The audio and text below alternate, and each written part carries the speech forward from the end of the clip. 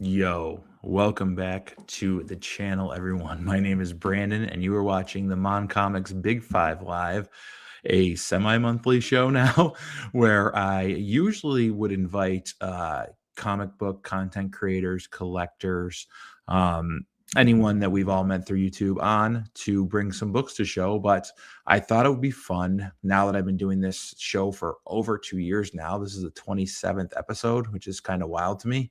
I'm going to start inviting back some people. Like, when a lot of people, when you have a live stream with someone, you're like, oh, I'd love to have you back on the show. And sometimes you get so busy or lost, it doesn't come to fruition. So I'm going to start cycling back through some of my guests, some of my friends, and a lot of my guests have become friends just by proxy of what we're doing here on YouTube's and from watching their content and just being nerds. So I've got it's not the Big Five Live tonight. There's what, 6 of us, because now I pay for StreamYard, so I'm just gonna bring everyone on. I'll bring you guys on and introduce them. You all know them probably. If you don't, you can go ahead and check out the description in the video. All the links are there. Please go sub them up. If this is your first time watching this show and you'd like to support the channel, please like, comment, subscribe, all the things. You can also find me on Instagram under Mon-Comics, where I will get better about posting. I'm just a little busy lately. But let's start bringing my guests up to the stage. Tag team duo. I call them the Bushwhackers. You can call them Jabs, Jay and Baxter's expensive paper. What's going on, fellas? We'll take Bushwhackers. That's fine. We're doing good, man. How are you? I'm hanging in there, Bax. You guys' displays look so nice. That's the hardest part now, is like watching people with beautiful displays. And I'm like, I got a plant over here. It's not worth hanging stuff up. You'll have a display soon enough, right? Soon enough. You guys can come visit whenever you want. I've got a whole basement for my nerds to come hang out in. There's not much draw in upstate New York, but you guys are from Minnesota, so we're pretty much in the same boat, Exactly. So we get it, but you'll get there, man. Just be patient, and it's gonna pay off. You'll see. Hell yeah! Welcome back to the show, fellas. Without any further ado, let's bring out the coach, Doug Bakken, the comic collector coach. What's going on, buddy? How you doing, man? We're here. We're doing it. That's right. Sinus infected kids are in bed. I gave them melatonin. They're knocked out. It's gonna be a great. There you go. Great show. That's a win for everybody. Yeah, man. You been good? Getting through it. My wife recently relocated her business, so that's been moving everything around, hanging stuff on the walls, and getting used to the whole new schedule. So, but one day at a time. Can't complain. Yeah. Hell yeah. Love your display too. Here's another nice display because he has bookshelves, and I'm going to have bookshelves eventually. Another gentle giant of the community. I love your bookshelves, James. What's going on, buddy? It's the capacity is being tested. The whole top of it is artist editions. I think there's like 13 of them on top of it, so I'm just waiting for it to implode. I'm doing good, man. It's great to see your face. Good to see you, man. Good to see you. You're looking handsome as ever, dude. I'm trying, dude. I'm getting did gray the every stress day. Put a few more grays in there? You catching up with me? I'm like Luke Skywalker over here, just all around. But I've been buying more lately of, like, when I do go up to my LCS in Syracuse, which is 45 minutes away, I pick up like compendiums and graphic stuff that like I will be able to necessitate an entire bookshelf with. So yeah, I've been really having fun reading the Invincible Volume 2 compendium right now. Oh, so and everyone's like, oh, that's where it gets nuts. I'm like, that's where it gets nuts? Did you guys read the first? Yeah, you guys got some crazy stuff coming your way as far as the people that just watched the show. Yeah, it's gonna get pretty nuts. More so than it already has. Welcome back, my friend. Good to have you. Good to be here, and good to see everybody else. Awesome. Let's go with Matt from Empress Comics. Matt, hey, buddy. How you been, dude? You've been just. I'm good. You guys are talking about the grave. What you do is you just don't grow anything, and you cut all of this off. Yeah, you live in the South. Come live in the North. How you do? Come live where it's freaking cold, man. It's 25 degrees outside right now. Yep, you can hang on to that. Yeah, how you been, dude? You're kind of busy, as we're probably here tonight. What's that? You've been kind of busy, as we'll hear from tonight. Yeah, for sure. I've been on the road for 7 hours today. Drove 3.5 hours to hang out with Brian LCS for a couple of hours, and turned around and made a 3.5 hour drive back home. Got here in enough time to eat a peanut butter sandwich, and here we go. That is freaking awesome. American dream. I've got your YouTube video queued up of you and Jeff. How did it feel to meet Jeff finally? Oh, it's good. I mean, it felt like we've already, met each other a long time ago because, we talk either every Friday, every other Friday, something like that. So yeah, it was good. You just pick right up where we left off. Pressing powers combined. That's fantastic. and I know there was a bit of for the next guest. I know there's a bit of drama involved with this last guest. There was some firing stuff happened. It was the fall. Just emotions ran high, but we're going to bring him back. We've re-signed him. We've offered him a substantial contract to come back to the channel. Mr. Akins, what's going on, buddy? How is everybody doing? Good, buddy. It's good to see Doing you. great. It's funny. Everybody's talking about their backdrop. I actually had family over for the past 2 months. This is the first day in 2 months since I've been in this room because we turned it into a bedroom. All my comics are in the garage. Oh my I goodness. just take everything out, and I just set this up today. I took the bed out, the bed's sitting over here and everything, and all my comic books are still in the garage back there. Well, thank God, because we would have kicked you off the stream if you hadn't put comics. I'm the only one that's allowed to have a ghetto-ass background behind them.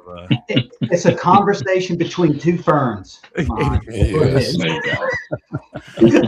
I did pick up a vinyl record player last weekend that I've really been enjoying, and Stone Temple Pilots, old Sublime. Like me and my wife have been sitting here doing house plan, and we reorganized our fire folder with all the receipts, because now we're submitting receipts because you can submit receipts for stuff that you had to get lost appreciation. Mm-hmm. And the lady who's helping me with that, she's like, yeah, you're one of, I've been here 3 years and no one's ever done this. I'm like, what do you mean? She's like, yeah, usually they get a big settlement. They just go and buy new stuff. I'm like, you're leaving money on the table. She's like, yeah. She goes, you guys are pretty determined. I'm like, I have things to build. I have a room to build. But anyways, welcome to the chat who's showing up. Scotty Hawk YouTube. He's my cousin. He does some awesome gaming stuff. If anyone's into video games, Star Wars theory type stuff, please give him a sub. He's been crushing it lately and growing his channel. Dave, I miss you, dude. Put it through. Hello all. I hope Australia in the future is awesome. Empress kicking in. Speaking of Brian, Matt, what's going on? Yep. Brian, Thomas Bliss. Now, Thomas lives north of me in New York. It's cold where I am, but where he is just Siberia. It's just awful. Richard Westfall, the freaking super fan, man. Richard. What's going on, buddy? James dropping into the chat. We're going to be a sneaky show tonight. People are going to discover us slowly, I think. And Uncanny Derek, Canada.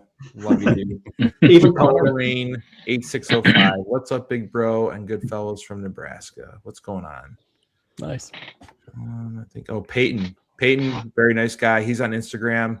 Westbridge Comics. You can follow him. He was kind enough to send me some cool stuff.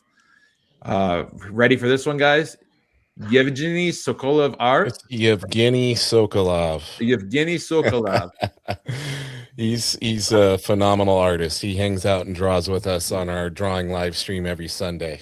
Thank you for joining us. Get to know the name. He's got some big pro work coming out. Oh, awesome. That's we like hearing that. What's up, Los from Los's Comic Journey? Did someone say Mr. Akins?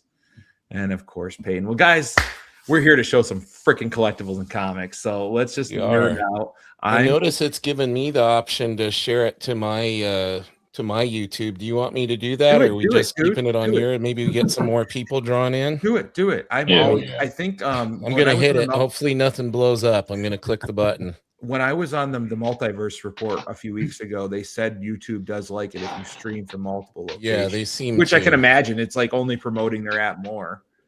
First time on here, Agent. Put a title on here. Welcome in, dude. Hopefully you see some cool stuff you like. We are going to start. We're going to remove that from the studio. I can tell you that. I am very tech illiterate, everyone. Nope. Is it the Big Five Live, Mon? Is that what you want it called? Yeah, sure, dude. All right. Repeat offenders. Maddie, you're first, buddy. All right. Let's see.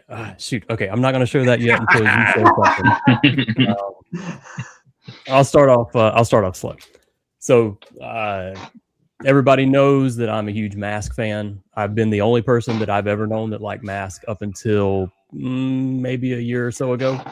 And now that they're coming out in the Energon universe, that's made me incredibly excited. But one book I've been trying to find for a year that wouldn't cost me a bunch of money was the Energon universe #1 from last year that had Matt Tracker on the front of it, and ended up stumbling into it. A guy gave it to me for $40, so I only had to pay $40 shipped for that instead of the $85 that everybody else is asking for it. And I'm hoping that the big book that just came out this year, I'm hoping that it ends up being a whole lot cheaper than what it was. But can I see that again? Yeah, that's what I'm going to start off with. Always Mask. Hold on, guys. Sorry, I was trying to make you bigger within the picture, but I could have done that. There we go. Show that book again. Yeah, now show that book. That is cool. So Mask is involved in the Energon universe? Yes, they have their own book will be coming out. Final order cutoff is I think next week. I did not know that. That's awesome. Mask, Yeah. we talked, big part of my childhood too. Nice. Yeah, Nate over at Hall. Yeah, he was the first one to reach out and tell me the news, and I'd had a really crappy week of work, and I think he told me that on a Friday, and man, that just made the whole week so much better.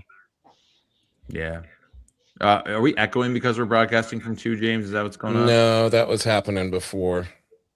It was? Does someone else have anything on? Nope, it's gone.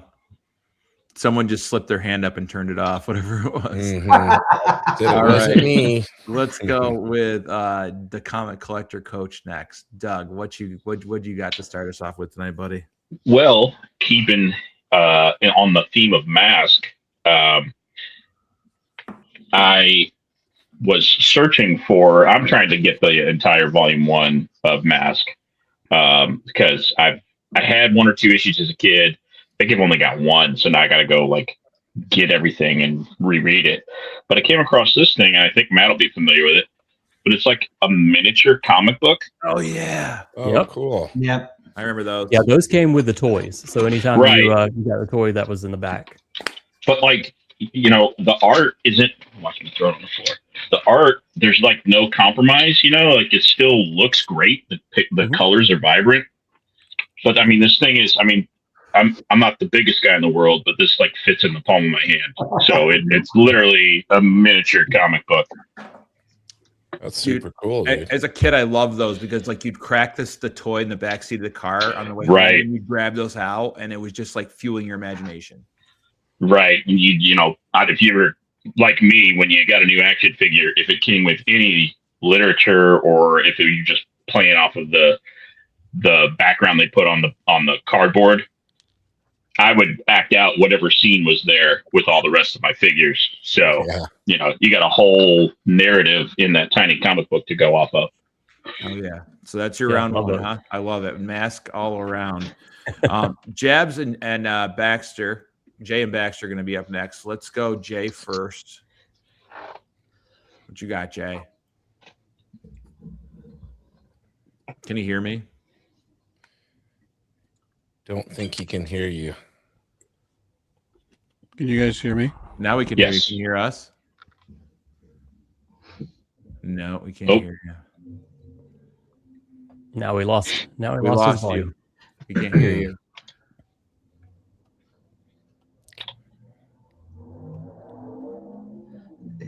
Can't hear you. Can you hear us? See if All right, here's you what we'll guys do. Hear us either. All right, we're gonna bring Baxter on while Jay figures it out. All right. Sound good? Okay. All right, Baxter. I'm what you having got, buddy? I'm having a little bit of lag on my end too, but Okay. can you guys hear me okay? Yeah, you're fine. Yep. Good. Okay. All right. Sounds good.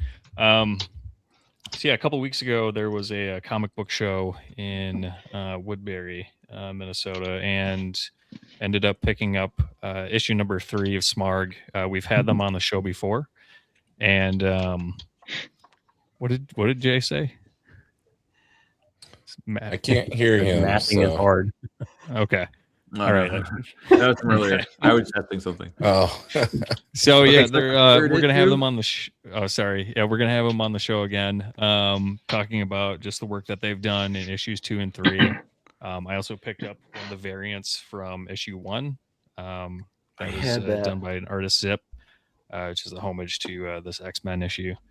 So another fun thing about this issue number 3 is we got an inside cover Ooh, nice. advertisement in there. oh, there you That's go. awesome. Excellent. I love That's- that story. I love the characters. I love that book. So it was real when Jay sent me the ones that I had lost. I was so pumped. Because I think it's a really smart book, and I love the art style in there. And I didn't know issue 3 came out. Do they kickstart those, or what? How do they put them out? That's a good question. I've only seen them at I usually know about them because we're in contact with them. But I've seen them pop up at like my local comic shop. I don't know if there's any type of like mass email or Kickstarter that they've got going on. Maybe Jay would know more about that, but Jay is silent.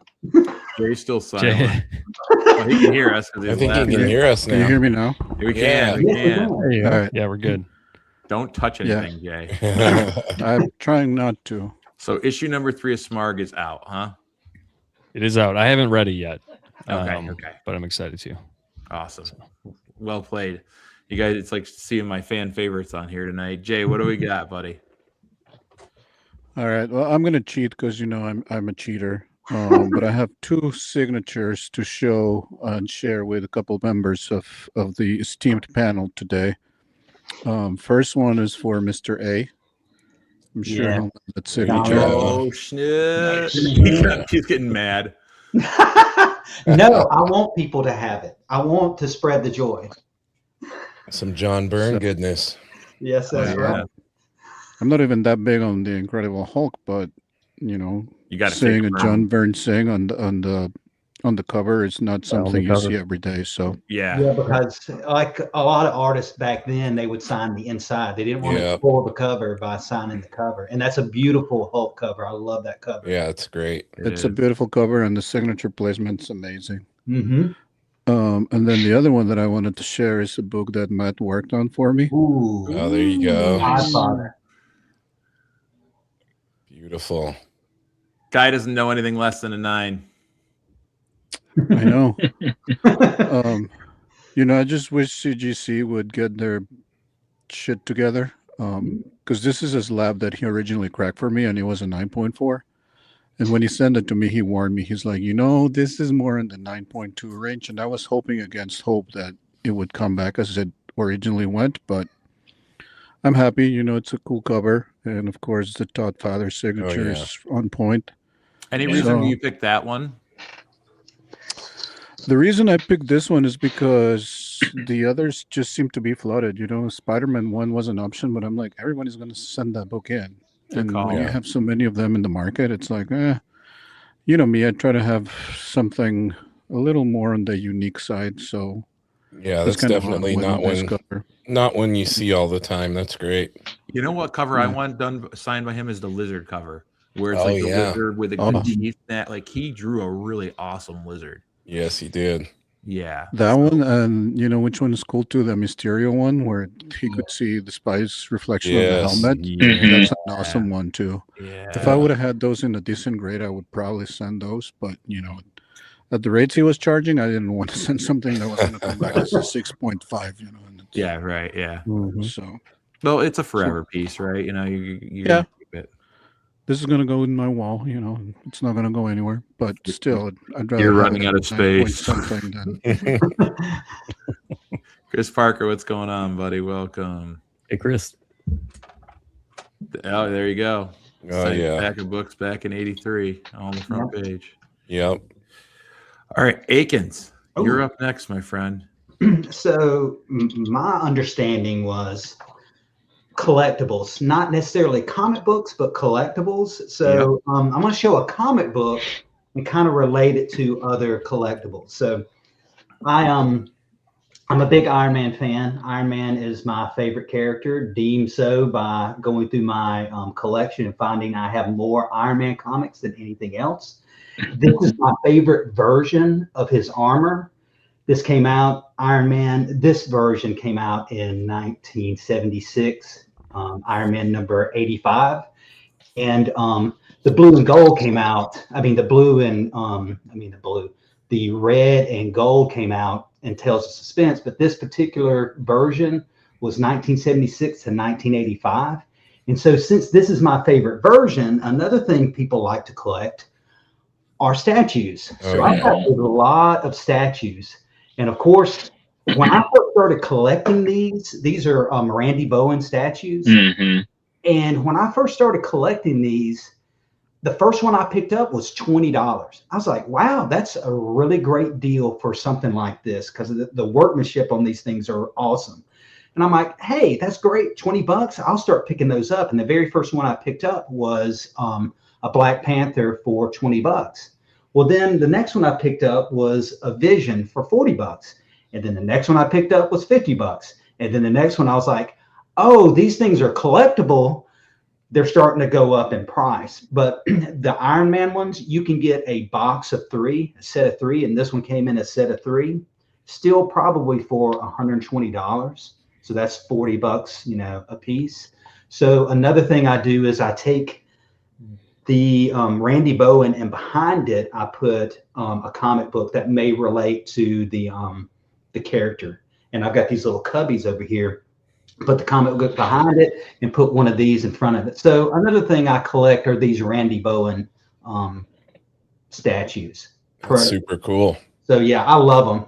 And I wish they were still as cheap as they are. They've gotten to where they're a little bit more expensive because there's only 2,500 of these right here. They've got the oh, nice. Yeah, they're all numbered. Bottom. So, yeah. So a little thing to relate from a comic book to something that's a thing I collect are statues. And like I said, this version of his armor is the one that when I was collecting and reading back in the 80s, this is the one that he wore the most often, I think appeared the most, up until 1985 when he did the Silver Centurion armor. Of course, I've got that one too. So I've got a whole cubby that has just Iron Man, and the armors that Randy Bowen did, I've got their first appearance of that armor behind his. So there you go. That's super cool, dude.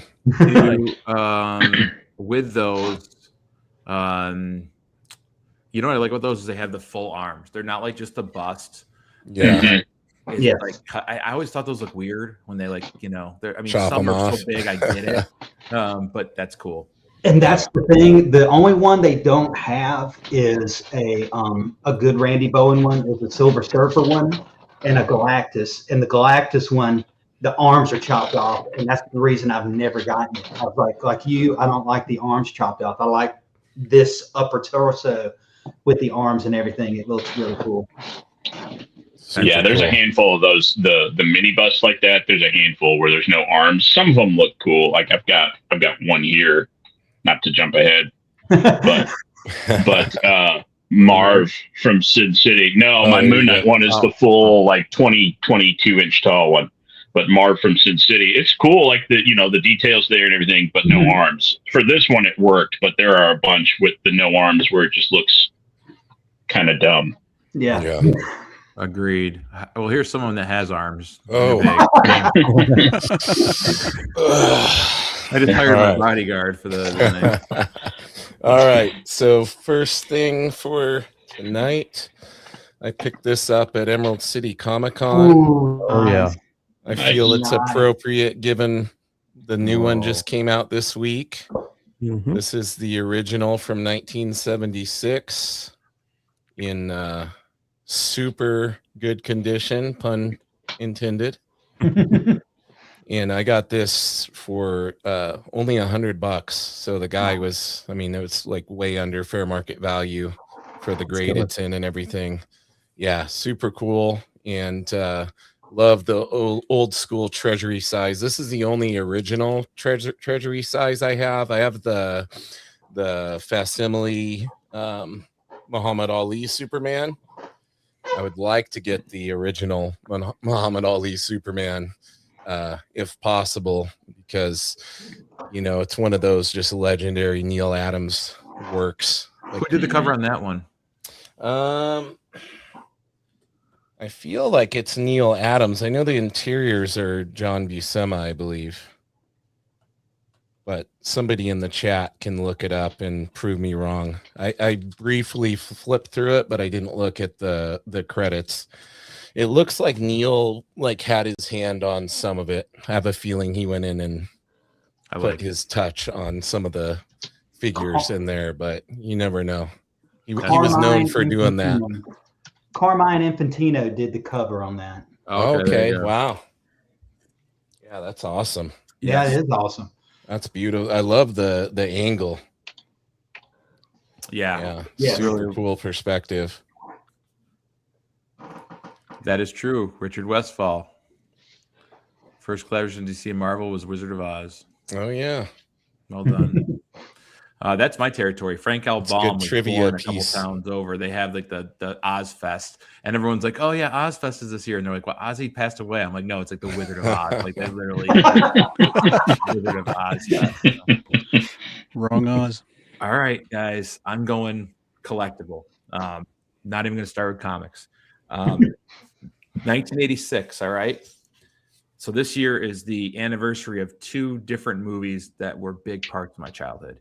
The first being Rad, the BMX movie, which is just a fantastic, if you were a kid in the 80s and 90s, like BMX bikes was just everything. And that movie has the cheese, it has Lori Loughlin before prison, it has, just some fun stuff. But the other movie, and James and I actually talked about this when I was on his show, is Big Trouble in Little China. Oh yeah. Nice. 40 this year. So I found these. I'm in a Facebook group, and this guy right here, Gerald Okamura, is the man of 1,000 weapons. He's been in a ton of just martial arts movies.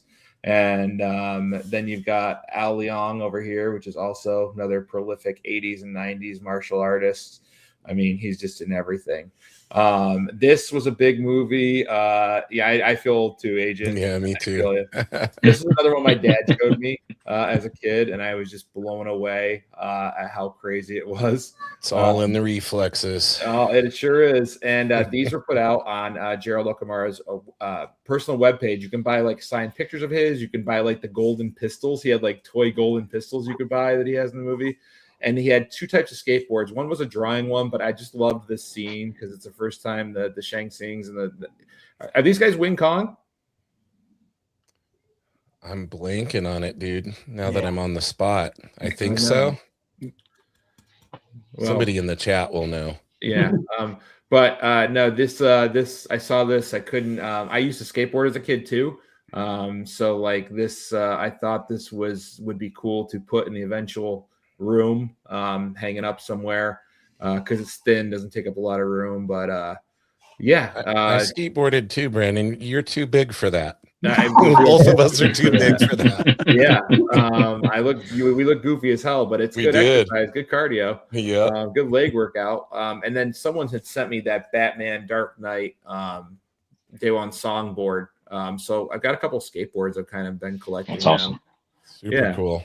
So, hey, Brandon, did you ever read the Grommets series, Rick Remender, last year? No. You should. You should definitely look that up and grab a trade of that.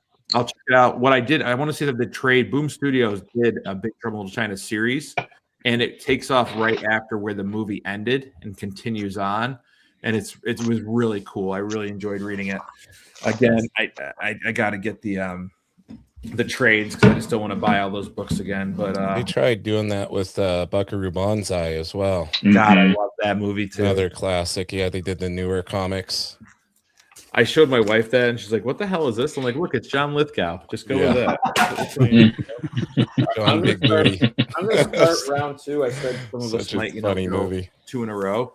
These are from someone who's in the chat, Chris Parker. He sent me this a while ago. I hadn't had time to do a mail call, but I thought I would do some like mail call tonight on the show. So the first thing he sent me, knowing I'm a huge Predator fan and that I lost all of these, was the Predator vs. Spider-Man. Oh, nice. Yeah, I don't know if it was 3 or 4 issues. I think it's 4 issues. But I love the series. I love that Craven was involved in it because it only makes sense. So he sent those along. So thank you for those, Chris. And also a Predator versus Spider-Man. I don't know who the artist on this. Oh, Delgado. Or is it Paulo? I don't know. But number 4. It's cool. It's very cool. Captain America. Oh, this is the 4th issue variant edition. Okay. It looks like a 90s comic, kind of. It's a Captain America homage. Let me get it off the wall right here. Oh, you got it? Yeah. Of course he does. What's up, JSS? So let's go side screen. There it is right there. Oh, yeah. Mike Zack. Yeah, Mike Zack. Classic. Love that cover. Okay. Yeah. Okay. Well done. I like it. All right. So continuing on, because he sent me some big books. So Famous Monsters of Filmland 202 from 1994. This thing's like in amazing condition. Oh, that's cool. Oh, wow. Yeah, these are great. Anyone who loves monsters as a kid, like there was just so much to gobble up with these. I remember reading them. He sent me, now this one's from 1964. He's sticking with the Universal monsters. Nice. I like that a lot. The Wolfman, Monster World. And then the last book he sent me, going total black and white. Mexico Goes Monster Mad. So I don't know if this is a Mexican one. Well, there you go. It's awesome. And I really appreciate him, Chris. I just ordered another. Actually, when I went to Funky Town, I picked up another short box because of you crazy people sending me comics. My wife's like, you're keeping them extremely organized. I'm like, I'm not going to put them on the wall. Like I need to be able to, when it happens, just transport everything. Just move them. Yeah, like smart. My art all is packed into one thing and stuff. So thank you, Chris, for those kind books that I can read. And my kids, I love showing my kids those horror magazines because there's nothing bad. It wasn't until Fangoria came out that they got like, shouldn't show my kids these. All right, let's go on to the next person, Matt, for round 2. All right, I'm going to not say what this came with, but I got a package from Brandon with a book to work on. I don't even remember when it was, but it was sometime earlier this year. And the box was bigger than a comic book, so I didn't know what he had gotten up to. But this will be my last mass thing of the night, I promise. But he sent me a sealed in the box in perfect shape Dynamo. Wow. So Do it. it is absolutely perfect. It is the only original one that I've ever had that is still sealed and in the box, and it'll stay that way. If I want to play with one, I'll just go get another one. But yeah, so this is cool. This stays right over there on top of the X-Men cap. I can't bend my arm that direction, but yep, it'll be out here forever. That's killer. Yeah, That's I'm awesome. slowly sending pieces out to people from the community and surprising them. So unique. watch your So- mail, people. I've got Big all your question, addresses still. The addresses were digital. I have everyone's freaking out. I'm glad you like that. Mask, big part of my childhood too. Those toys were What was your question, Doug? Well, I was going to say, big question is, are you, since you're not planning on taking that out of the box, are you going to get that graded? No, I probably won't. It's just I don't grade toys as much. I found. Yeah, well, that it's on an appeal to me upswing as much. now. It It's is. on an upswing now. Yeah, it's coming back around because now that more people like VHS tapes also have. I don't know if you guys have been keeping your fingers on the pulse of that, but some VHS tapes, like still in the box now, are going for hundreds and thousands of dollars, and I don't understand it. Yeah, But if they're graded, sealed, yeah, but if they're graded, add another 0. You know what I'm talking about? It's wild. So I just was curious if you were going to get that graded since it's I'll in just such hang good on to this shape. one. Yeah, I'll probably just hang on to this one and leave it like it is, so I can still hold it in my hand and still Yeah. enjoy it. I found that in the UK. Believe it or not. Yep. Wow. Is there any reason you find more of those in the UK, Matt, than around here? I don't know the answer to that. Or? It's all the nostalgia. You're right. All right. Doug, what nostalgia do you have now, buddy? Nostalgia. I don't know about nostalgia, but somebody mentioned Invincible earlier in the show, and Yeah, we did. I thought this was awesome. David Mack did a retailer variant of Invincible #1. It's a matte foil, Yeah. and I am a huge David Mack fan. David's And awesome. I saw this, and it's limited to 1,000. I was like, I got to get one as soon as it's available. So I think he had some for sale, like at MegaCon, like he was selling them. But yeah, I mean, I don't have hardly any Invincible books, and as much as I like the show and I've enjoyed Battle Beast, I was like, I got to start getting these. So that's the first one. Show Very that again, cool. please, one more time. Yes. because Oh, absolutely. I'm just a little jealous of that one. I love David Mack too. I mean, rocks it. yeah, he's done some incredible work on Daredevil. He's done a bunch of stuff. But I mean, just the way Something with children. I had all of his Slaughter packs signed. Unfortunately, that's awesome. But I got designed. He was so he cool. drew all the art that was in Mewzings layer on the Daredevil Born Again. Yes, show, that's too. right. He's selling That's right, a lot of 'cause he had those some- at the con. He had some pretty awesome Muse covers as well. Yeah.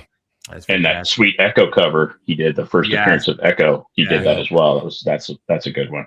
Well done, Doug. Guess now I figured out with technology I can just go like this, I think, and or not. I was trying to get just Jay. Watch, you know what? I'm gonna get just Jay and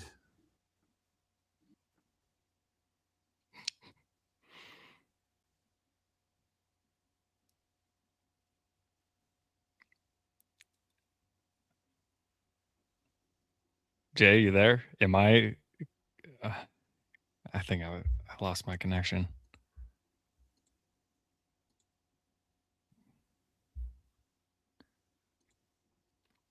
Testing 1, 2.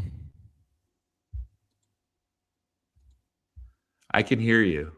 You can hear me? Okay. Mhm. I couldn't hear anyone. Okay, great. I think I'm back now. Like I said, my internet has been garbage. So Hey, it's all right, man.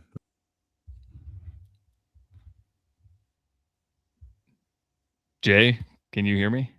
Are you there? I can't hear Jay if he's talking. Can you hear me? Okay, now I can hear you. Can you hear me? Okay. I Okay. lost the other guys. Was it just Okay. is it now us to showcase or what? It is us. Yeah. All right, so- you want to go? Sure, I'll go.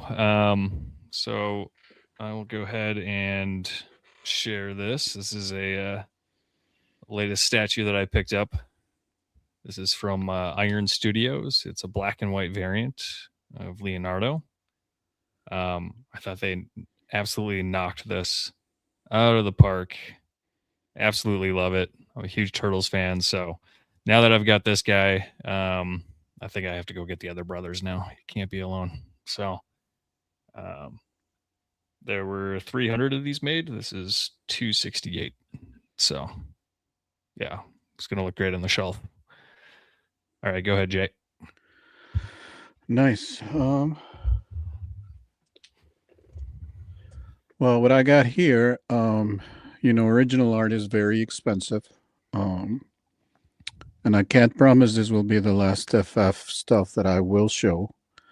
But what I do have here is I think what can get as close to being original art as I can in my budget for Jack Kirby. So what this is that this is production art. And what that means is that they took the inks and then they put them in transparency paper. And then that's what they used for color guide so that they could print the book. And Just so we can all join in. then that's what they would do to do the color matching and whatnot. So this is, again, it's not original art, but it's pretty darn close because not a lot of these survived back then. So I'm That's amazing, dude. pretty stoked that I have some Jack Kirby production art. I'm jealous. Pretty rad. That I That's can showcase incredible, it tonight. Very jealous. This is Fantastic Four #7, and it's pages 23 and 24. That is freaking That's cool, awesome. dude. So cool. Yeah, I'm a little jealous too. Yes. Yeah, You it's threw us all backstage, didn't you, Brandon? What's that?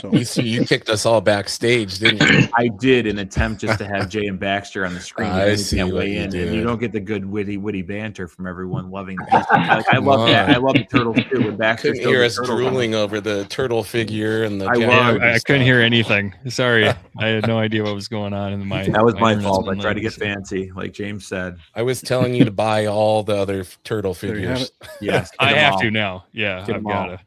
They look Definitely. great. So Well done. I don't have any Kirby stuff tonight. That's for sure.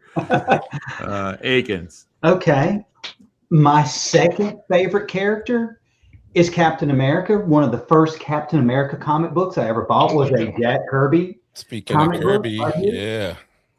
yeah. Inside a lot of these in the 70s, you could buy those Mego action figures.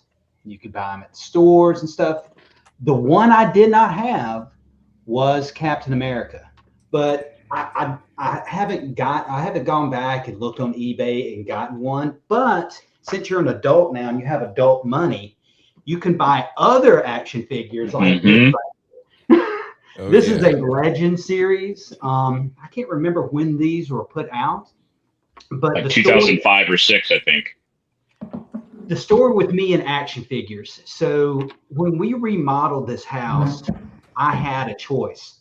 I had a bunch of action figures, I had comics, and I also had terrain I had created for D&D. Not enough room for all that stuff, so something had to go. The terrain went, and I actually sold almost all my action figures except some of them, and this is one of them I just could not part with because I love the detail on these giant icon legend figures. I just love them. And like you said, I don't have a Mego one, but this one, I love the detail on this one. I've got this one, I've got a Hulk one, and I've got a Spider-Man one from the Icon series. And I love these. Choices were made with the action figures, is what you're saying, huh? Yeah, I went and I sold all the action figures, and it's funny. I had the smaller Legend ones, and I actually had some action figures from DC Superpowers Oh, when I love was a those. kid, and Marvel Superheroes. I had some of those. So I had these, and I had the Marvel Legends, and of course I don't know anything about action figures. And I take them to my LCS. And I'm like, how much are you giving me for these? And he wasn't giving me any of those. And I had those action figures all in a box. And I wasn't necessarily going to sell the ones I had when I was a kid. And he was like drooling over those other ones. He's like, oh, how about those? How about those? You're going to sell those? I ended up selling them to him and basically rolled that money over into comics. So I had a lot of the Marvel superheroes and the DC superpowers ones in there. I think I've got only one of those DC superpowers left, which is a Superman one. But yeah, I rolled over all my action figures into statues. I think all the money I used was to start buying Randy Bowen statues because I did have these action figures sitting in front of the comics in these cubbies. But the problem with action figures is they fall. They're not sturdy. You want them in a pose and you can't get them in the right pose. And I was like, Yeah. I'm gonna turn this money over into statues, and that's basically what I did. But some of these action figures I couldn't get rid of, like this one. I love this one so much, couldn't get rid of it. It's like what I Super did with cool. Magic cards. Just turned it off to comics. That's fantastic, Akins. Those Icons figures came with comic books, didn't they? Yes, there's a comic book in the back there.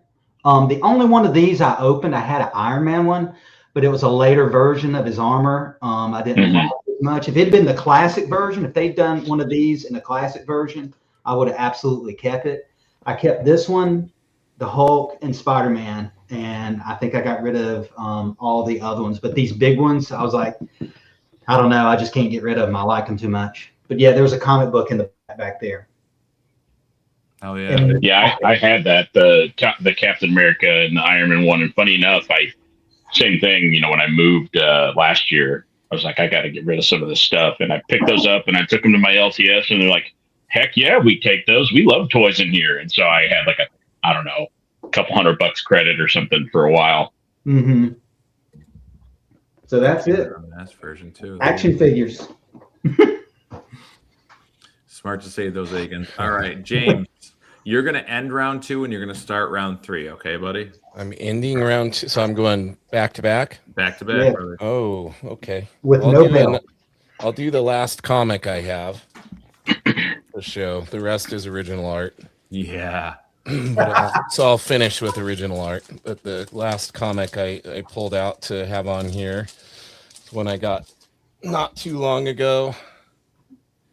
Nice. Very First nice. appearance of Mr. Rhino. Your brother.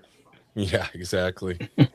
Yeah. In a 4-5, I belong to a group chat of a selling group on Instagram, and it's dangerous being in there.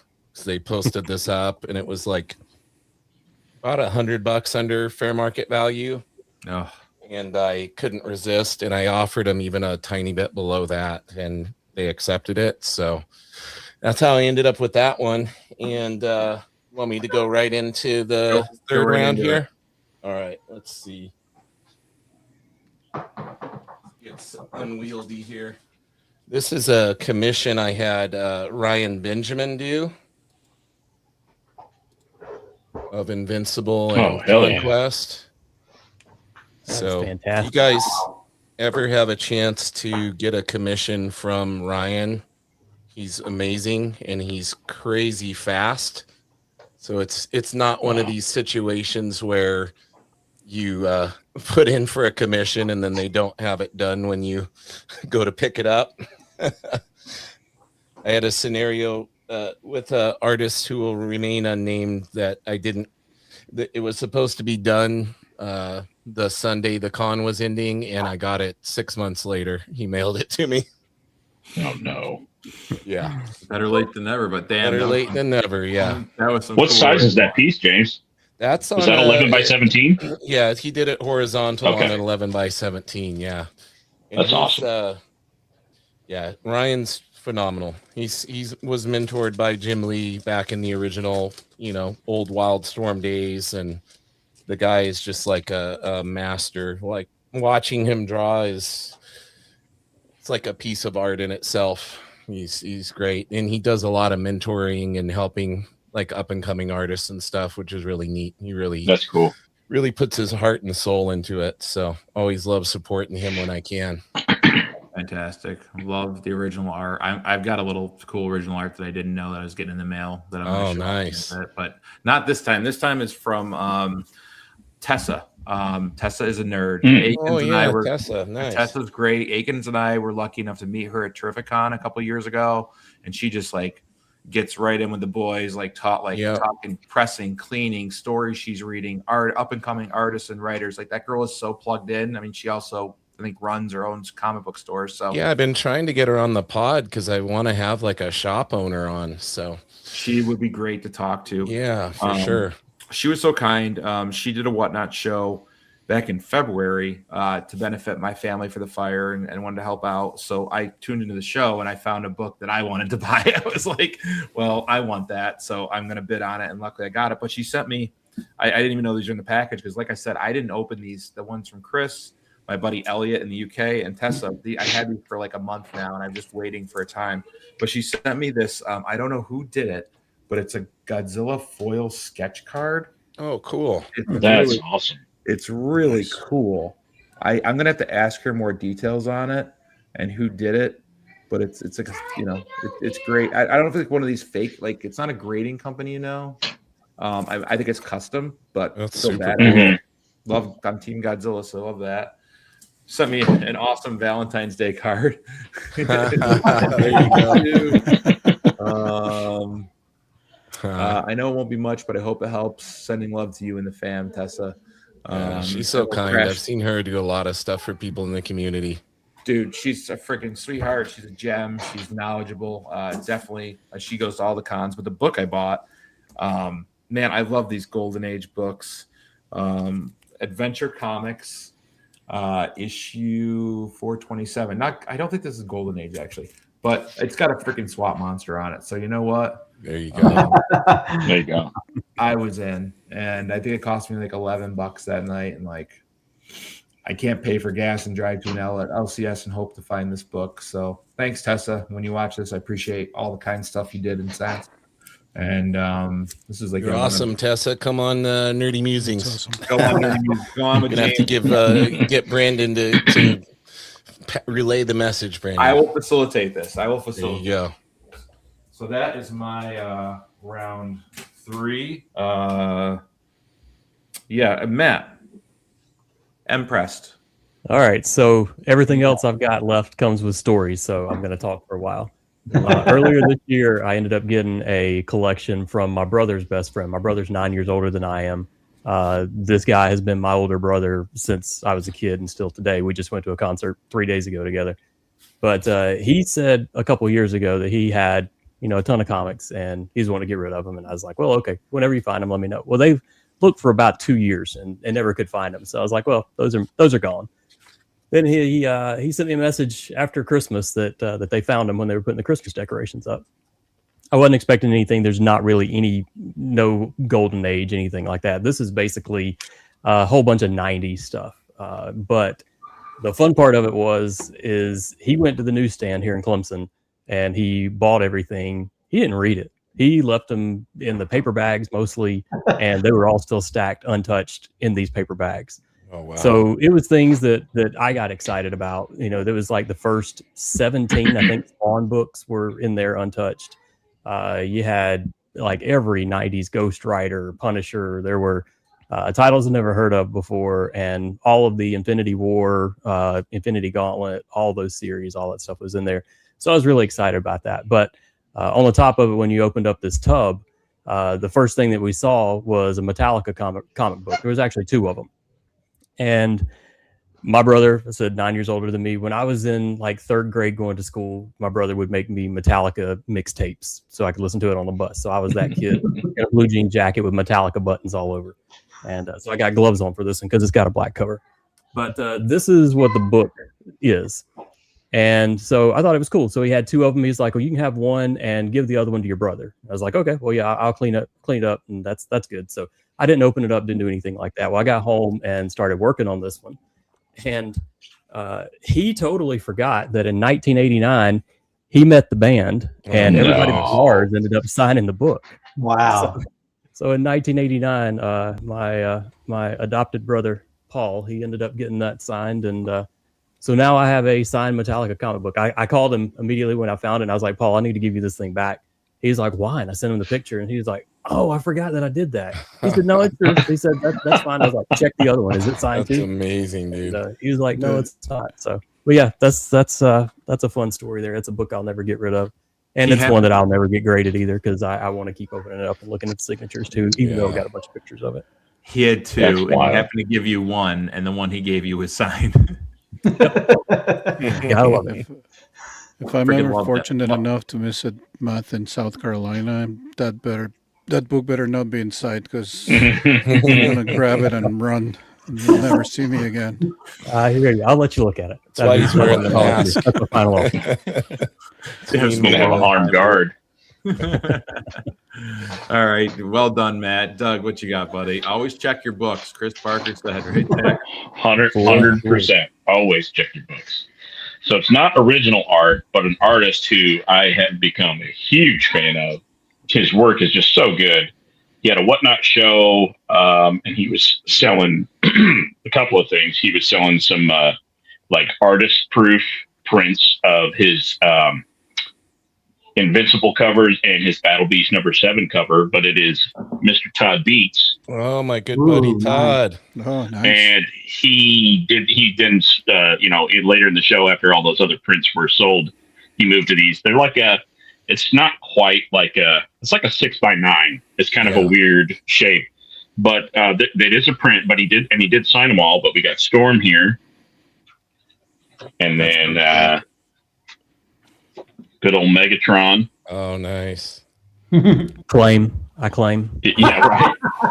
Just got a Omni-Man, one of those from him at Emerald City Comic-Con. They're so good. And like the guy, if you guys don't know, if you're not familiar with Todd Beats, just immediately go look him up after the show because everything he does is excellent. He's got a really interesting story of how he got into that. I heard on your podcast, James, but got into being an artist, and just the guy has no quit in him. But my favorite one that I picked up from him is Lion-O from Thundercats. Nice. It's just Beautiful. awesome. But yeah, Todd Beats. Don't forget the name, because the dude's going to explode. I'm telling you. He's already done. He did a Battle Beast #7 cover, and it's. I grabbed one. He hasn't shipped it yet because he's been at cons. But when I get it, I will be posting it for sure. Just because it's in arm's reach, I know it's an extra thing, but I grabbed this from him. That's that's double signed. That's his Battle Beast with Otley's signature. I have one of those signed by him as well from a different Whatnot show he did. I absolutely love that cover. No one makes me want to spend money more than you, a-holes. I'm actually going in and adding it to my list of things I need to. You want to see me do it again? Oh, wait. Hold on. Wait, right now, or you got one the next one? No. I'm just messing with you. But yes, I'll show you something else you want to spend money on for sure. Okay, fine. My wife's not home. We're gonna She's at a bachelorette party, so let's shop. What do you got, Jay? We're going to try this, so bear with me, because this is hanging up on my wall. So I'm going to try to join with my other camera and then walk you guys upstairs really quick and show you this. So bear me with just 1 second. I hope you're better at tech than I am. This is gonna be interesting. It worked. Oh, well, you got it. You got to mute one of you. There you go. That was just special effects, all part of the magic. All part of tonight's magic, folks. No extra charge for that. It's all part of the production, guys. Yes.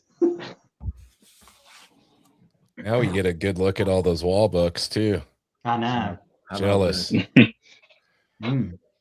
Field trip time. Yep. There we go. What is this? Oh, Look at that. Wow. Oh, that's so cool. Who did that? Oh, he's muted on this one. Oh yeah. No, his volume's still hooked up to the computer. Yeah. He'll be able to answer us when he comes back. He's coming back. He's running back to his chair. I think that's signed by Mark Hamill. All right. Wow. No kidding. Yes, that is very dangerous to get into the poster game. No kidding. But that is a J. Scott Campbell original, signed by Campbell and signed by Mark Hamill, Luke Skywalker himself. That's an amazing Shut your piece, butt. man. That's incredible. Nice. So Okay, so we've had this debate in one of our group chats on Instagram that I'm in, and people are like, $400 is way too much. I think that's crazy. And it's like, to me, with Mark Hamill being my childhood, like Star Wars being so ingrained, like I wouldn't mind paying that for one signature and the chance of like meeting him and talking to him, because like they had to start raising their prices when they were selling them so cheap, and then people were doubling or tripling the prices on eBay for them. So he's just selling himself short. But like I was telling people, like he's not even those, like Sylvester Stallone I think charges $800 last I knew for an autograph. So like Mark Hamill would totally be worth it. Where'd you meet him, Jay? I didn't. I actually bought that off an IG live sale. Okay. The seller met him, so he, it's not authenticated, doesn't have a COA, but I trust the seller. He's gone to a lot of cons. Right. And he had it because he was downsizing a bunch of stuff from his collection, and he had a bunch of OA. He had a couple of Bruce Timms, the one obviously for a pretty penny. And then he had that poster, and I'm like, info in the poster, and he's like, that's not for sale. I'm like, everything's for sale. Everything is. So actually offline, I DM him and I said, you know what? I'm being serious. Like, I'm not joking, because, it's Mark freaking Hamill. That's my childhood also, Luke Skywalker. So Sure. We were able to work it out, and he also knew that I was a big J. Scott Campbell fan, so he sold me the piece, and then we worked out a payment plan, because obviously it was not cheap, Right. It's both signatures plus the art. So we worked out a payment plan, got it, and then framed it. And this one I did pay also a pretty penny for the framing because it's the museum quality. You got it. You can't mess around. So you have to it's an Sure. investment at the end of the sure. day. It's not going to leave my wall ever until I die, but still you don't want anything to happen to that thing. So Mhm. Yeah. Great That's piece, awesome, man. Jay. Baxter, can you beat? Whoops, I just screwed that up. Can you? What do you got for Mark Hamill? You can't top that. You got Harrison What I Ford. have, like literally. Okay. So yeah, that comic book show that I went to, I ended up picking up just a couple of Power Ranger. Hell yeah! Nice. Black Ranger with the dragon shield, and then just regular. So Walter Jones is going to be at Twin Cities Con this fall, so I'm planning on having him sign both of those.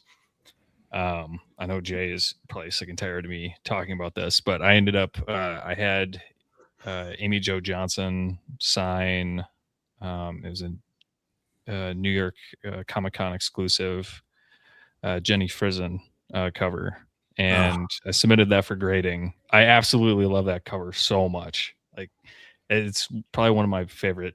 It's going to be one of my favorite covers. I reached out to Jenny to just like see if I could buy the original artwork. Like, that's how much I loved it. Are you serious? Jenny's works Yeah, awesome. I'm serious. Yeah, and it had been sold, so no luck there. But I've got like eBay searches going just in case someone who owns it puts it up. So Hell yeah, man! so that's the plan there. I haven't gotten that book back yet. I sent it in for grading, so that was back in November, and I'm still waiting. So like I'll text Jay. I'm like, yeah, no updates yet.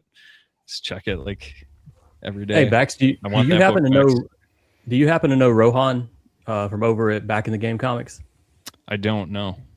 I need to put you in touch with him because dangerous that guy to know when it That comes guy to is the original art. original art dealer. I'm telling you, he he knows can keep everything. you up to date with who has it, where it's at. He if it's will posted, facilitate they've made it you public. spending a lot of money and emptying your bank account because if you tell him, he will find it. He will find who has it. Yeah. If you're ready to find, do what, Brandon?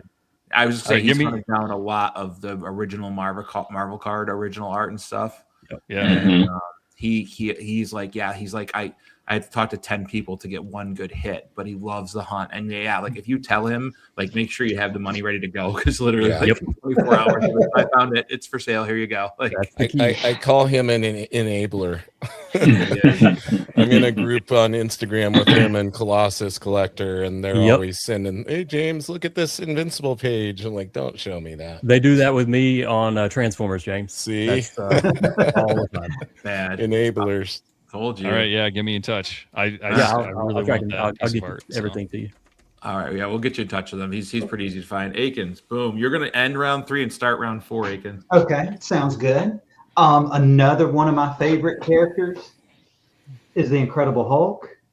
And back in 1982, when this comic book came out, speaking of posters, the very first poster I ever bought was this Michael Golden poster. Oh, sweet.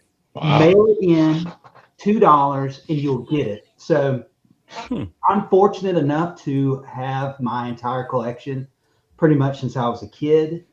You know, I didn't lose it in a fire like some people. I didn't have to sell it like some people. But this is one thing I could not find. I could not find this original poster. I've looked on eBay. I've had people look for it. They can't find it. But the next best thing is getting a reprint and having Michael Golden sign that reprint. Oh wow! Oh, that's yeah. This is a reprint that he did since he sold that piece of artwork to make those posters. So he redid this and recolored this poster. And I remember having this very first poster as a kid. It was the only poster. My mom wouldn't let me put posters on the wall, but she let me put it into the closet. So it was in the closet. I remember looking at this thing and just going through all the detail in the characters. And That's so cool. So much characterization in the it's like Nightcrawler. Nightcrawler is being his mischievous self, popping in and out. I That's cool. love how it shows the relationship between Iron Man and Captain America. I love how the Hulk is coming in, loving, fixing to smash everybody down there at the bottom. I remember having this as a kid. So this is the next best thing. I picked this up at, I think I picked this up, and that's his signature right there. I picked this up from him. I think this one was at Heroes Con, and I got him to sign it. What was your Michael Golden experience like? I hear all these things, but I personally, I've had good experiences with him, but I've heard varied things. I'm going to tell you, he has a odd sense of humor, and so you have to take him a certain way. But let me tell you something: if you're a paying customer, he's going to be. That was my experience. That was my experience. So, and it matters on what you bring him to sign. If it's something that he feels he has sold, like he's done art for other things, and then he hasn't gotten as much money for it. I think he is of that generation that I feel like he's a very influential artist. I think he really influenced Todd McFarlane and Jim Lee's artwork. 100%. Yeah. Sure.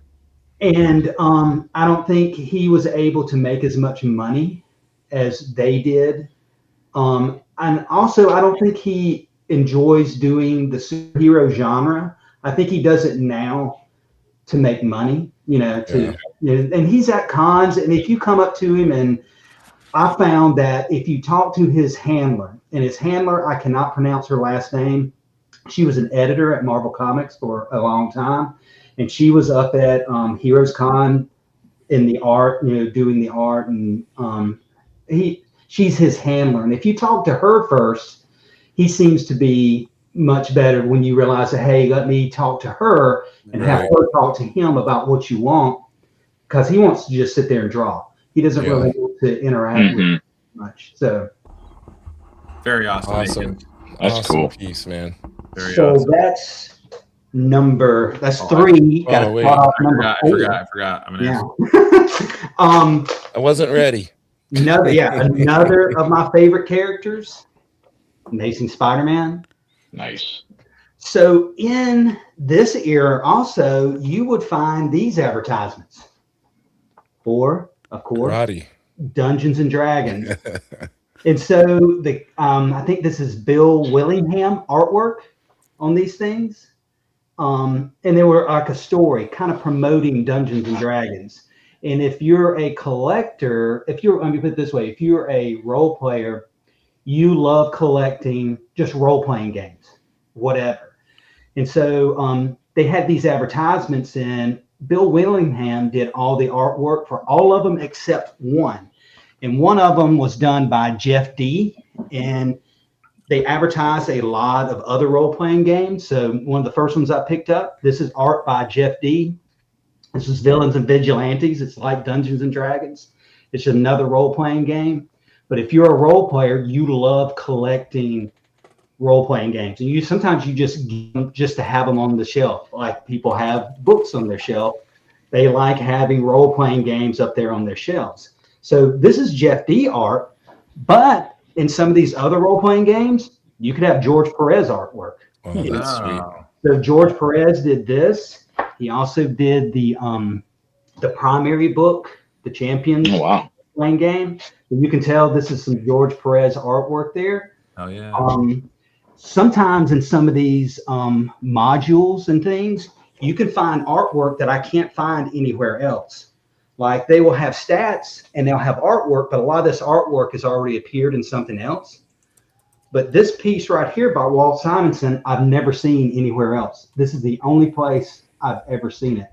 No way. So this is almost like an original piece of artwork, if you can get these modules of Walt Simonson artwork. I've tried to look for it on the internet and things like that. So that's a piece of artwork by a really cool artist. Of course, I'm going to pull out some John Byrne art that you can't see anywhere else, but on a module. So there's some John Byrne art, Alpha Flight. There's some John Byrne art of the Avengers right there. So if you're into the role-playing games, you can also, because one of the things I'm doing is I'm trying to collect as much of John Byrne's artwork, try to collect every single thing I can find. And because he was so prolific, you can go through Dollar Bin sometimes and find things that he's done. And so this is just another aspect of it, like, oh, there's some John Byrne art on these kind of things, like this. You're in the Super deep end, good buddy. stuff, man. That's freaking awesome, Akins. John Burns is watching, really happy right now. Yeah. All right. Let's get to the original Invincible art here. 2 left, right? Just this one and one more? Yes, sir. All right. Well, this is since he's so prominently featured in the new season. Nice. Mr. Thrag. Freddie Mercury himself. Jacked Freddie Mercury. Oh my you got God. Alan there and teenage man Oliver. Yep. What page and what issue is that from? This is issue 88, page 5. Oh my God. Yeah, and all of these were purchased directly from Ryan Otley at cons over the years, way before Invincible was as popular as it is now. You can't. I don't even want to say how much a page like this costs now. I keep seeing them selling on. There's a seller on Instagram that has a lot of Invincible original art, and it's crazy. The prices are insane, ladies. Are they comparable to older original art? Oh yeah. Right now, just because of the show, I'm sure it'll mellow out, but yeah. That's so interesting to me. A lesser page than that goes for well over 10 grand.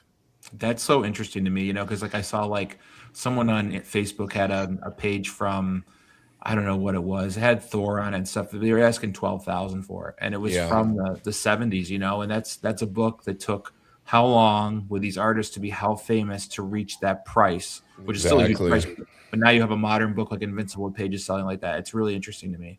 Yeah, really interesting. It has to be, due to the animated series and just the mainstream popularity. Mm-hmm. Yeah, that's bad. Hey, James, when did you get your first piece of original art? I got my first piece of original art back when I worked for Todd McFarlane's comic book shop. Okay, back in the. I didn't know if that was your very first one or if you had something earlier than that. Yeah, that was my first one. First 2 pieces of original art were McFarlane originals that they gifted to me on my birthdays when I was working at the shop for a couple of years. Yep, I remember hearing you talk about that. Wow, so that's cool. Awesome. Jeez, unreal. All right, well, I'm not going to follow that up with anything crazy, but this is from one of my favorite artists, and this gentleman, I've had his books on the show before. He reached out via Instagram, and he had been watching my channel, and he's like, "Hey, I created a comic. Will you take a look at it? It's horror." And I'm like, "Yeah, sign me up, dude." And he sent it to me, and I ended up falling in love with the comic, and he kickstarted it, and introduced him to Katie, K-pop junkie. And he went on her show, talked about it, and he charges like way under for his OA like bonuses in the Kickstarter. But now he's just doing a ton of he's doing pretty well, what I feel, and I'm really proud of him. And he's just like a super nice guy. And he sent me a bunch of artwork back after I lost. Like I had so much of his artwork, but I always supported his Kickstarter to the highest tier I could because I just believe in his art style. And he said he had to send me. I don't know if you're gonna have to correct me, Elliot, after you watch this. I don't know if I pledged and got this through Kickstarter, but it's gonna be right on our coffee table, and it will tell everyone walking into our new house exactly what me and my wife are about. But it's from the Crypt. Oh, right? cool. So it's his compiled 2025 artwork.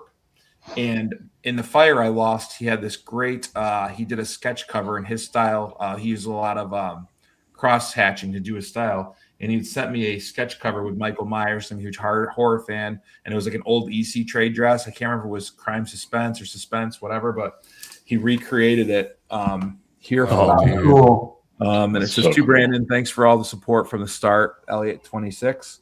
That's really cool, Brandon. That's really special that he hand drew that for me. What's his name, Brandon? Elliot. He's under Lost Boy Comics, so I'll show you okay. right Oh, okay. We'll put his. If you're watching this and you want to check out his stuff and get some commissions done, Yeah, I'm gonna reach out to him. Yeah, this guy is. He started and he tells his journey on this first page of like the first ones he posted on Instagram, which were his Penguin and Joker. Those are both Oh my amazing. goodness. So good. Dude, he's crazy. amazing. And He was just on an episode of People with Issues on Mr. McGroovy's channel.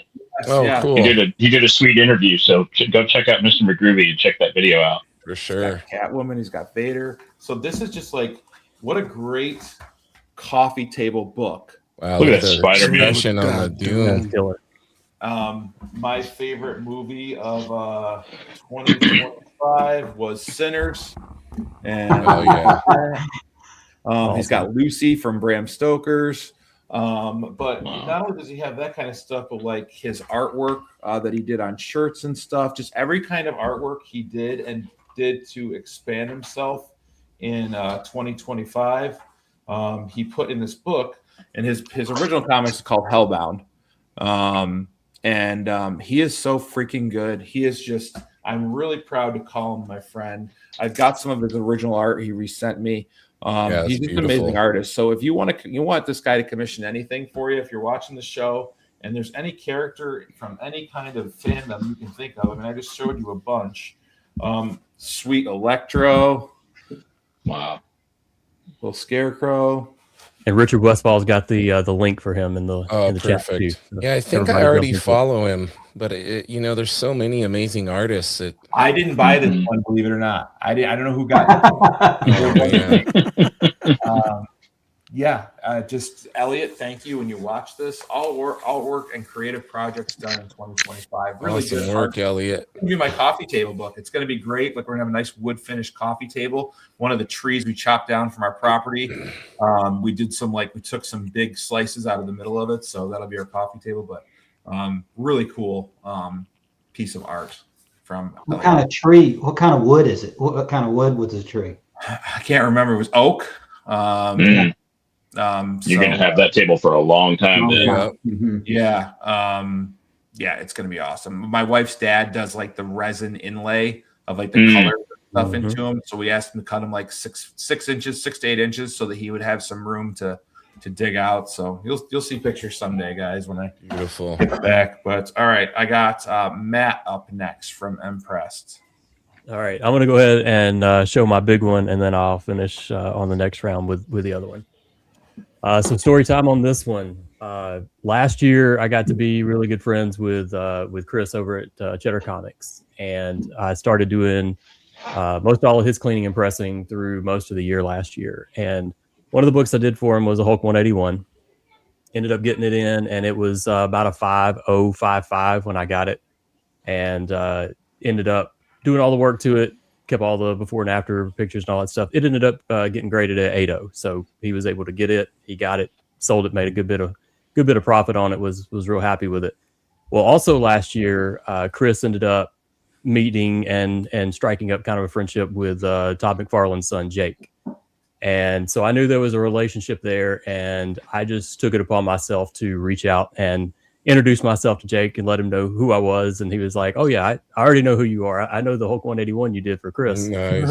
And okay, well this is cool. And I just let him know. I said, "Hey, if you ever need anything, let me know." And we didn't talk price, didn't talk anything like that. And he said, "Well, I don't know anything about cleaning and pressing." He said, "But I've got a book, some stuff from my dad that I want to keep. And would you be interested in it?" I was like, "Yeah, absolutely. Send me some pictures or send it to me, whatever." And he sends me the book, and well, honestly, the book that he sent me was a disaster for me because it didn't have a bag and a board. Todd had left it in there where it could get bent and beat up. It had water poured on the front of it and on the back of it. Man. And I'm used to everything that I send back to everybody is going to be the absolute best it can be. And obviously 9/8 is what most everything is that comes out of here. And so this book, I feel horrible when I send it back to him. And Jake gets it, and he's like, "Man, what are you worried about? This looks fantastic." And so he was happy with it. It was all great and everything. But what I got in the mail on Monday of this week is the absolute best book I'll ever own. It is a book that didn't cost me anything. It will never go anywhere except for up here on the shelf whenever I get done with this show. But I put it on the Instagram page. But Todd sent me a book, and it says, "To impressed, thanks for working on my book." And Wow. It looks so good. That is I don't know. That's the greatest thing that's ever happened to me professionally. That I don't know. I kind of run out of words. Right. So cool. Cool. Yeah, that's very, very awesome. And I hope to continue working with him through the rest of this year too. Because Jake says, yeah, I got to get another stack together and send over to you. Like, send them over anytime. I will get them in. How many? You have a $30 offer from Jay in the chat. Only if it comes with a COA. How many books have you pressed for the Godfather?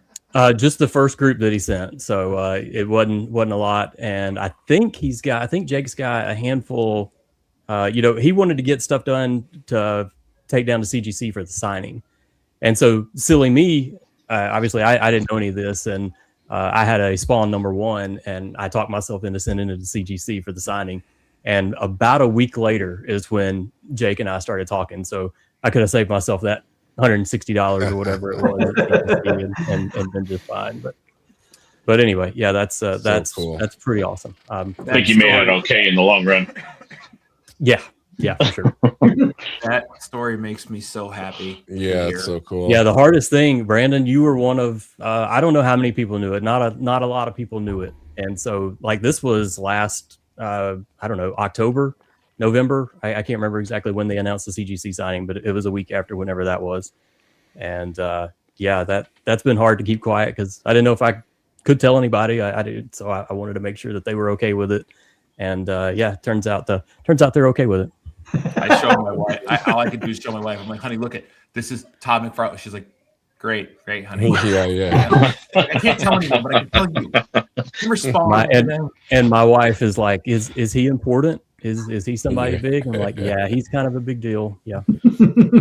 Sandlot with Babe Ruth, the great Bambino.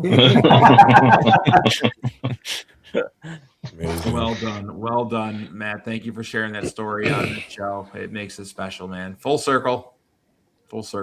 Doug, what do you got, buddy? Well, another artist that I discovered from our friend James here, your weekly drawing session. Awesome. John Mangello, who John's amazing. Super nice guy. Chat with him a bit on Instagram. But so this is his own. He wrote and did all the art for it. It's called Eve. And it's about Santa Claus, how he met Mrs. Claus back before he was Santa Claus. And then she gets kidnapped. And Santa Claus just goes bananas and just, this thing is gory. I'm going to show you here. So this is available on Amazon, but I picked it up from John's website, and I did that because on his website, if you buy it from him, he'll put a sketch on the inside. Wow. So That's phenomenal. That is a sketch that he did. That is not part of the book. Yeah. Wow. Yeah, and there's two things that John can say that probably not many other artists can say. One, Daniel Warren Johnson did a little quote that's on there on the back for him promoting it. And two, Daniel Warren Johnson bought a page of John's original art from him at a convention. Oh, that's killer. If that's not high enough praise. But just to give you a little taste of what the inside there, that's Santa Claus right there in Viking glory. So that's anyway, if I would have been Mrs. Claus, I would have swiped left on that guy. But I mean, it's really gory. Look at this full page. Yeah. It's just really good. The writing's good. He really the art style really brings out the story. It helps the story along. I love it. But John Mangello, check him out. He's a super nice guy. He'll chat with you on Instagram. check out his website. And he did tell me he's got some other stuff cooking. So keep your eyes peeled for that. He does. It's tough to keep all the secrets. Come on, James. And his work is like 10 times better than it was in that book now. It's crazy. Like every week he comes on and draws with us. He just like levels up. It's insane. Yeah, I've been watching it ever since that first show of yours that I saw him on, and I was just like, man, I like that a lot. So yeah, gotta support the people that you like, or they're gonna disappear. And the fact that he's just a really great person too really tops it off for me. Yeah, super nice guy. Like I just told him, after I purchased it, hey man, saw you on James's show, the drawing show, and I just picked up Eve, and he was like, oh, okay. And this was right before all that heavy weather, winter weather that blew across the nation a few weeks ago. Yeah. He was like, "Oh man, I'm snowed in. I promise I'll get it to you as soon as I can." I was like, "Don't worry about it." And then it showed up, and I was just blown away to read it and the sketch, and just a super nice guy. Awesome, freaking sweet. Love hearing it. All right, to end this round, Jay and Baxter are going to go, and then they're going to start the final round. So, Jay, you can go and show your last two items, my friend, and tell a story. And then Baxter. All right. So we'll start the fourth one with this is going to be a little bit of a showcase. As you saw from the poster, and if you followed our podcast throughout the years that we've been on, you know that I'm a big J. Scott Campbell fan. This being my favorite cover. Oh, beautiful. Renew Your Vows. I just love, how natural they kind of look and how playful they look, and how they got the little plushy tiger, because MJ calls him Tiger, of course. Oh, I love it. So, this is one of my favorite covers, if not the favorite cover of him. So I had, of course, to go out and get a little something. Ooh, nice. Holy shit. Wow.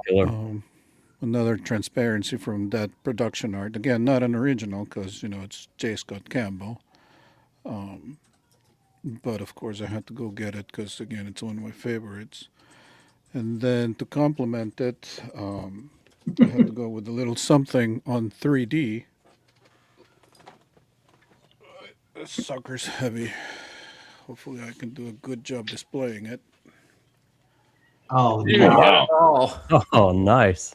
Oh, that's so cool. Wow. I love that. There's the little sideshow statue of that cover. That's so sick, dude. It's amazing. So, that is amazing. That's your favorite cover that he did for Spider-Man? yes, sir.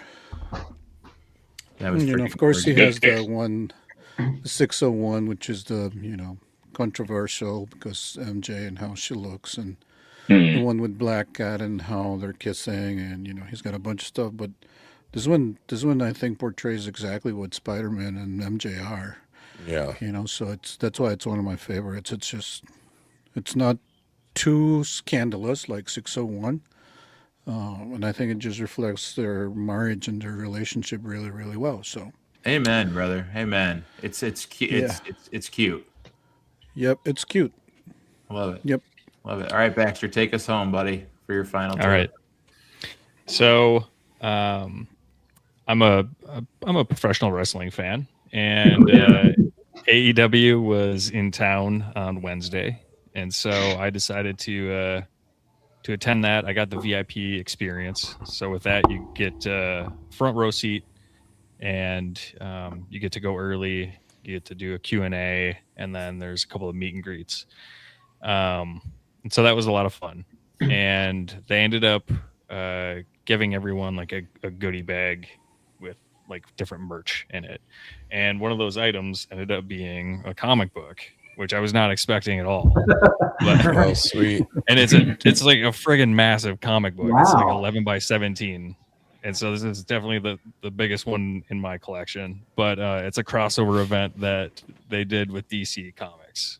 I don't really know what the story is totally about yet. Just I checked out the first couple of pages. I can tell it's like there's something to do with the multiverse championship, and they've got Excalibur and Booster Gold on commentary. So looking forward to reading it. But yeah, that was a unexpected addition to the collection this week. So, Dude, that's sick. Super sick. yep. The last thing I have is a box. Fragile. Fragile. Must be French. Italian. I know that box.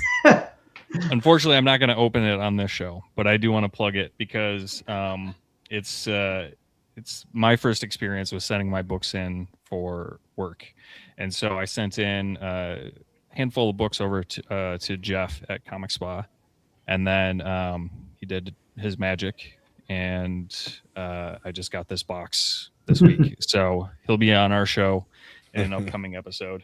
I know Jay is still waiting for one of his to get back, and then we'll have him on and do an unboxing. I think I'm on with you guys on the 3rd, right? We're doing April 3rd. Next Friday.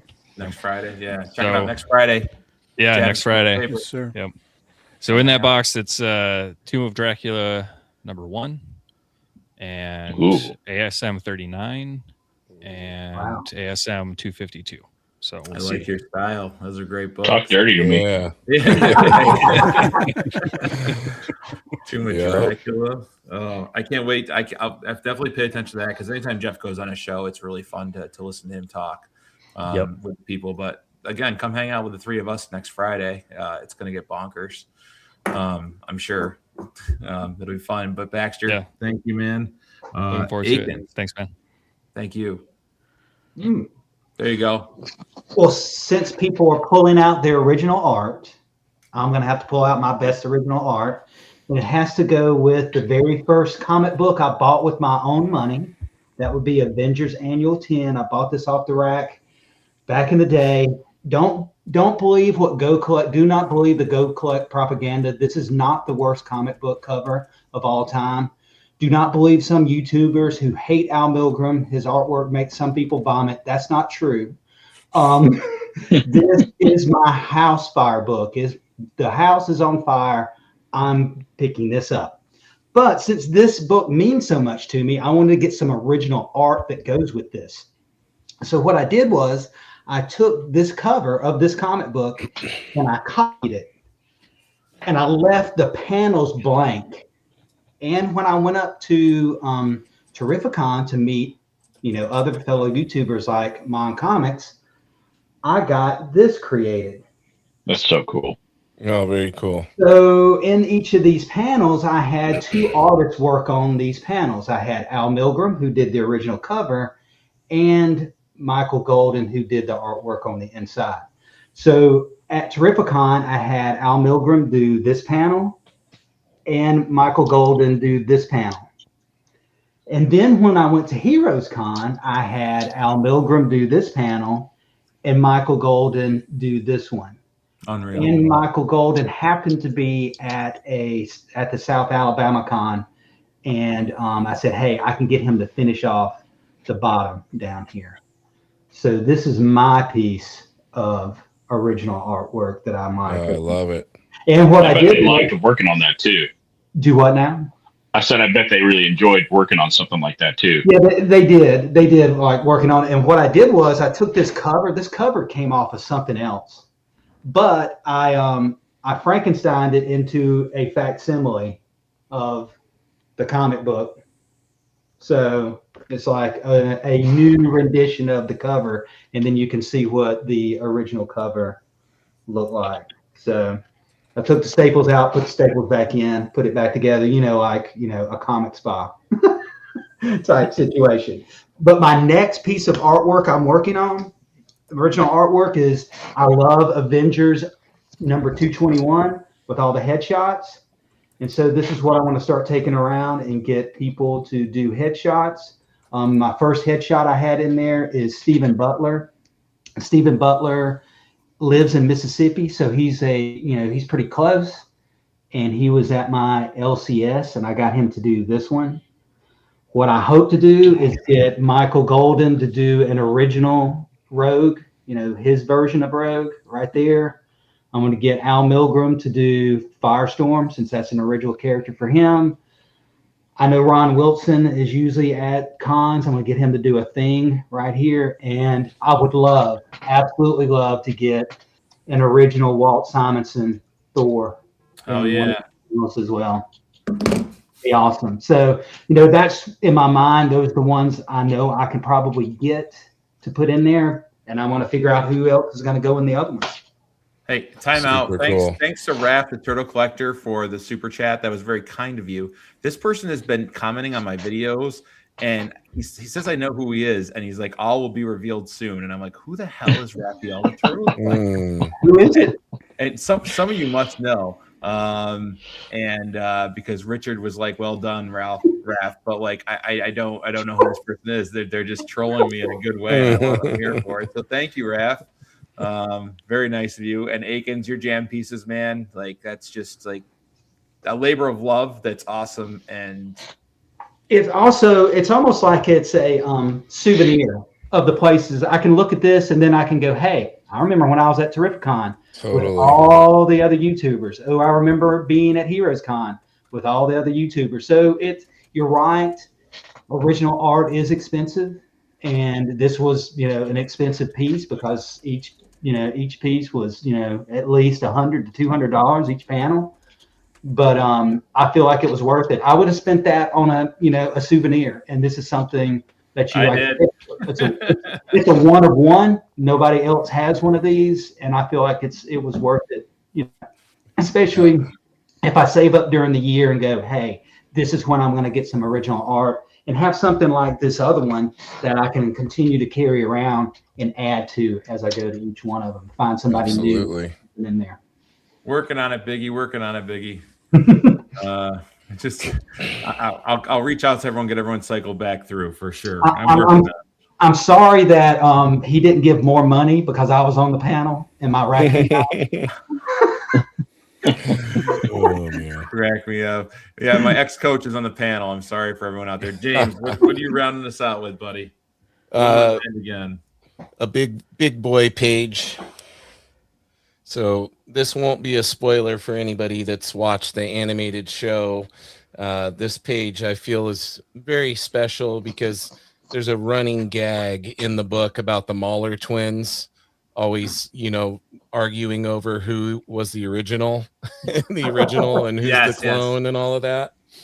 So this is after they end up all getting blown apart, and he is the final original Mahler twin until he clones another one of himself, and then the argument starts back up. Oh, I love it. Yeah. What page? What issue 24, page 20. Wow. Full splash page. Banger splash page. Mm-hmm. Oh my god. And that's when Otley used to sign his name Wya, W-Y-A, because that's how his little nephew said Ryan. It was Wya. That belongs in a museum. That's a classic. Yes.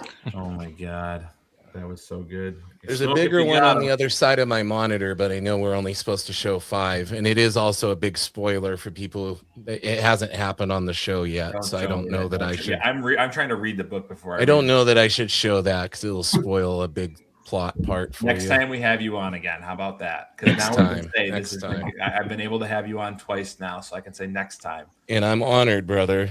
It's all on this side of the table, dude. For sure. Okay, my last book. Matt knew this was coming. Probably a lot of people did, but back after the fire, I wasn't buying much. I'm still not. I'm really just kind of, waiting to see where it all lands before I start to try to rebuild a collection, decide where I want to go. I picked up some stuff, but Spro from Spro's Comics reached out. He's like, dude, I got this. And he showed me, and I'm like, it's just not the right time. But a couple days later, I ended up hitting him back, and I'm like, oh, let's try to negotiate here and see. And he came up with an estimated grade and a price, and he said he estimated it at 9.2. And I said, yeah, from the pictures you sent me, it's just pictures, but I feel comfortable with that. So we looked at comps and stuff, and we settled on a price. So I got it, and I really waffled over wanting to. We got some banana gate, fellas. Wanting to send it in. Oh, no. But I did because I got the reprint that I can read. So I've got all issues of these now, 1 through wherever they're at, and it's like different variants and stuff that I found online. These are the only ones I really went to get back because it's not that like this hasn't, I think when the movie or show comes out, we'll see a little bump if people get into it, that maybe weren't into comics and don't like superheroes. But and then I sent it off to Matt. He's like, yeah, this looks nice, dude. I think it's a 9.2 and maybe we can get to a 9.4. And we fast tracked it because I have no patience. And all of a sudden I get this back the other day and he's like, tell me when you open it. And I was like, I'm not saving for review. I'm just opening it. So he ended up getting a 9.6. Oh, nice. Wow. Issue 1. I was very I would have been happy with the quoted 9.2, right? Like you do a comic deal, someone quotes you a grade. If you get a grade, that's okay, cool. And he didn't charge me a slab price of a 9.2.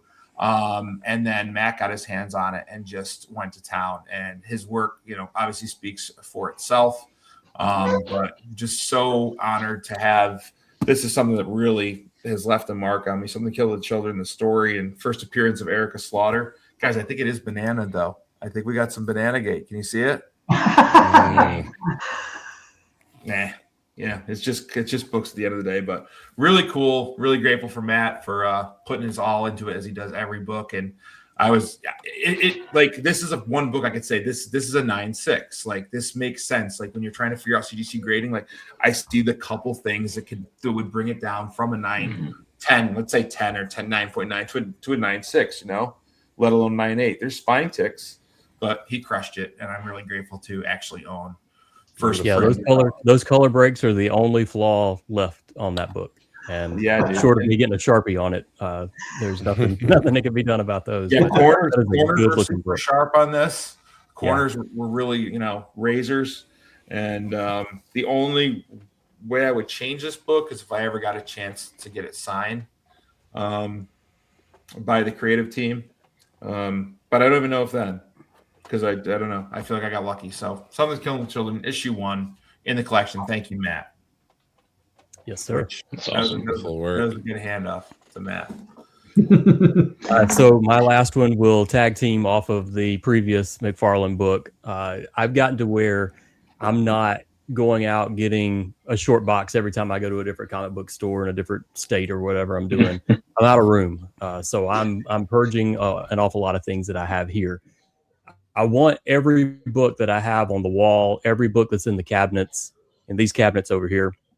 I want every book to have a story. I want it to be something that is special to me. It's not just something that got bought off of eBay. It needs to be, from a friend. It needs to be tied to people that I care about. So what I ended up doing was over last year, Comics Curing Cancer. Nate over at Hall, he had a couple of McFarlane books, and I ended up grabbing pretty much everything he had, probably. But there was a Spider-Man #1 that was a silver book. It's the same one that you've seen a million times in your life. It had a little flaw on the bottom, but that was it. So I got it fixed up, and in talking with Jake, I ended up talking to him to say, hey, can I send this out to you? And if you ever have a chance to get it signed, could you do that? And he's like, absolutely, man, send it out. And that's what he was sending back to me when he sent the other book that was signed by Todd. But so I have one that's signed to me. The other one was signed to Impressed. And now I have this one that's signed directly to me from him. Beautiful. And so that's cool. That's one from Nate. This is a book that I'll hang on forever. And I've always liked this cover, and I've always liked the white signature. So I got lucky, and that's cool. This is going on the wall as well. Super cool. Yeah, that looks good That's too. awesome. Yeah, it does. Matt, I want to ask you, when you and Jeff were walking around MegaCon, did books just flatten as you walked by them, like magically, and like spine ticks ran for their lives? And what's funny is me and Jeff. So we hooked up all day Thursday, went to MegaCon, and then Friday we ditched the con and we just hung out together and went to a couple of shops up north of Orlando. We realized at the end, and he even posted up on the YouTube page, that we never talked about books at all. We didn't talk about working on anything. We didn't talk. It was crazy. The whole 2 days passed, and we were just talking about life and talking about, this, that, and the other. And of course, we were looking at comic books, obviously, but we just forgot to talk shop the entire time. So that was That's fun. awesome. Not like you don't talk to him all the time, anyways. Yeah, that's true. Well done, Matt. Doug, I'm gonna let Doug go, and then Jay's gonna show one more thing. Jay requested to show one more thing. So, Doug Bakken, what do you got for your last one, buddy? All right, last one. I did. I was on Valentine's Day. I was a guest of Rob and Chris on Only Slabs. So I did show this on their show, but I love it so much, I figured I would share it with all of you. And this is Daredevil #3. Watch me try to lose this glare here, but it's the Dutch version. You and your Nice. foreign, isn't that weird? You and your foreign comics, man. Hey, I mean, they take a lot of liberties with the colors, and oftentimes foreign comics are different paper quality, so you don't either you lose a lot of the color or you don't lose as much. But this one looks really cool. But one thing that's awesome about it is front and back are the same. Oh, cool. But crazy. It's also issue 3 and 4 in this one book, so it is kind of like a square bound. But yeah, it's Dutch version, Daredevil #3, and so it's like a double key because it's first appearance of the Owl and first appearance of Purple Man in one binding. So that's crazy. Super and then cool. of course, you got Daredevil in red and black pajamas instead of yellow and maroon. Where did you find that? So it's a seller, Whatnot seller, and Instagram seller. I think he, if I remember correctly, he posted recently. I think he's closing up shop. Like I think he's liquidating everything. But it's Hotkey Comics was his name. I know Cheddar's bought stuff from him, and some other folks in the community that we're familiar with. But did you get your Australian man thing from him? No, that came from a guy, Instagram seller, AB Comic Swag. Oh, yeah. And that guy has all the foreign stuff. Yeah. If you're not familiar and you're into foreign books, check out AB Comic Swag because he's got stuff. Mike's getting it too. He's got stuff. Did you see the run that he had of Transformer 1 foreign books about a month and he did one post with all of those covers, and I immediately was like, well, any day now, the lottery would be great to win. Because I know some of those in fairness, he prices them appropriately because some of those things are ghosts for sure. But I think one of them that he had, I was super interested in. It might have been Spain or maybe another Eastern European country. But the one that I was super interested in, I think his price tag on it was like $1,500. And I was like, yeah, that's a little much. Yeah, no.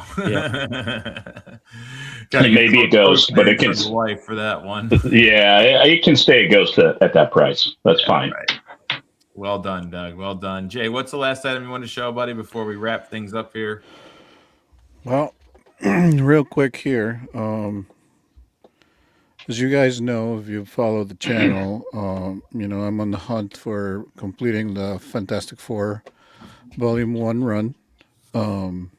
I am 5 issues away from the sub 100 and 17 away from the whole 416 issues. The number 1 and number 5 are going to be a pain in the butt to get because it's number 1 and number 5. And for the longest time, I thought that as far as the number 2 went, I could only get as close as a page from that book. I got this from a live sale. It was super cheap. It's just 1 page. And I'm like, why not? And then a couple of weeks ago, I had the chance to actually transform that page into Nice. Wow. Fantastic Four. Well done. Number 2. Wow. Shout out to Frank at Last Comics. He worked with me on a trade. If you want to see what I traded for this book, it's on our channel. But he was great to work with. Gave me a great value for the books that I traded. Some of those kind of hurt because they're books that I loved. But at the same time, and like I was telling Max, some of those are modern books, like Batman 423, books that I can find again. And this is not one book you see every day out there in the wild. So awesome to work with.